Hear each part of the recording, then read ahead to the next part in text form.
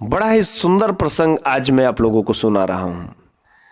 एक बार की बात है कि भूख, प्यास, नींद और आशा, इन चार लोगों में आपस में झगड़ा हो जाता है, बहस छिड़ जाती है इस बात पर कि मैं बड़ी हूं।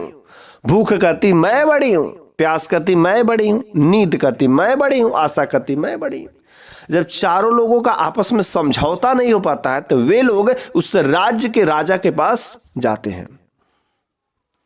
वहां पर भी जाकर के भूख कहती राजन मैं बड़ी हूं, प्यास कहती राजन मैं बड़ी हूं, नींद कहती राजन मैं बड़ी हूं, आशा कहती राजन मैं बड़ी हूं।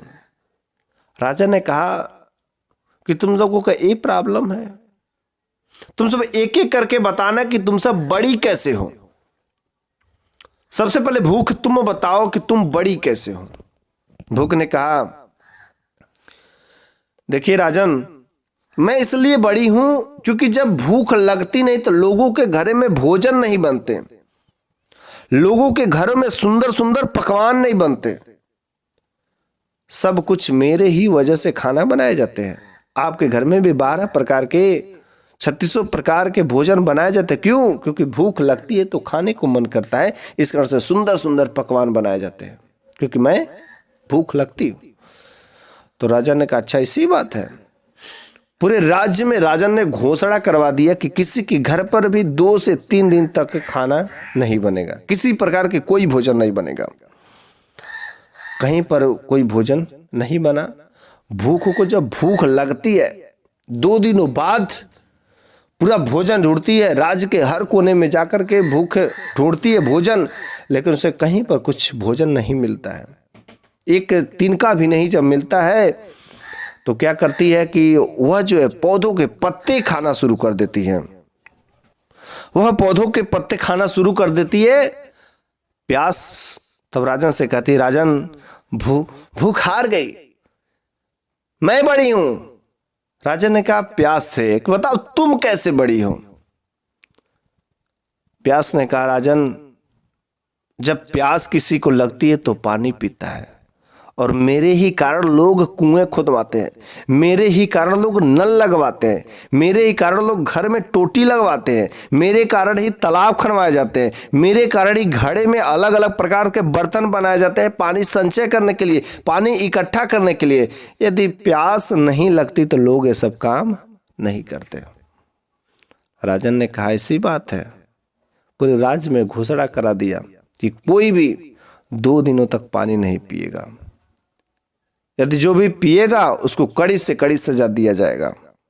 किसी प्रकार का कोई कुआं नहीं खनवाएगा, किसी प्रकार का कोई कुएं से पानी नहीं, घर में सब लोग कुछ नहीं करेंगे, पानी नहीं पिएंगे, पानी का किसी प्रकार का कोई यूज नहीं करेंगे। बेचारी प्यास एक दिन हो जाता है, जब प्यास को प्यास लगती है इधर उधर पानी घड़े में बर्तन में हर जगह जाके ढूंढती, लेकिन उसको कहीं पानी नहीं नजर आता है। जब प्यास को पानी नहीं नजर आती तो अंत में जाकर कर गड्ढे का पानी लगती पीने, और प्यास हार जाती है। तब तक नींद पहुंच जाती है। कहती राजन प्यास भी हार गई, भूख भी हार गई, अब तो मैं बड़ी हूं। राजन ने कहा अच्छा बताओ नींद तुम बड़ी कैसे हो। नींद ने कहा राजन, जब किसी को नींद आती तो बड़ा सुंदर सा बिस्तर खोजता है, मेरे ही कारण अच्छे अच्छे पलंग बनाए जाते हैं, अच्छे अच्छे बिस्तर लगाए जाते हैं, सेज सजाए जाते हैं, अलग अलग प्रकार की चादर डिजाइनें बनाई जाती है। यदि हम लोग नींद नहीं आती तो ये सब क्यों किए जाते हैं, बेड तो नहीं किए जाते। तो राजन ने फिर से पूरे राज्य में घोषणा करा दिया कि कोई भी 2 से 3 दिनों तक सोएगा नहीं, कोई भी बिस्तर पर नहीं सोएगा और सोना ही नहीं है, ऐसा घोषणा करा दिया। जब नींद सताने लगती है तो बिस्तर कहाँ ढूंढे, पलंग ढूंढे, कहीं कुछ उसे दिखे नहीं। लास्ट में वह क्या कहे, ऊंचे नीचे जहां पर भी जमीन पर मिला वह सो गई। तब तक आशा पहुंच जाती है। आशा कहती है राजन मैं बड़ी हूं, क्योंकि भूख भी हार गई, नींद भी हार गई, प्यास भी हार गई, सबने घुटने टेक दिए, राजन मैं बड़ी हूं। और आशा से राजन कहते हैं कि बताओ तुम बड़ी कैसे हो। आशा कहती मेरे ही कारण जब किसी के अंदर उम्मीद रखती है, आशा रहती, तभी लोग काम करते हैं, मेहनत करते हैं, ताकि उसे आगे भविष्य में कुछ आशा करते हैं कि मैं ये काम करूंगा तो ये हो जाएगा, इस प्रकार की आशा करते हैं। और उसी की वजह से लोग काम करते हैं, मेहनत करते हैं, रोजी रोटी करते हैं। राजा ने अपने राज्य में घोषणा करा दिया कि कोई भी 1 महीने तक किसी प्रकार का कोई काम नहीं करेगा, किसी प्रकार का घर में केवल बैठे रहेगा, ताकि किसी प्रकार की कोई आशा नहीं रखेगा, सब कुछ उसे हम देंगे। तो राजा के आज्ञा अनुसार 3 दिन 4 दिन हुआ, आशा गई ढूंढ रही, कहीं पूरा राज्य जो सन्नाटा पड़ा हुआ है, कहीं उसे कुछ नहीं दिख रहा है।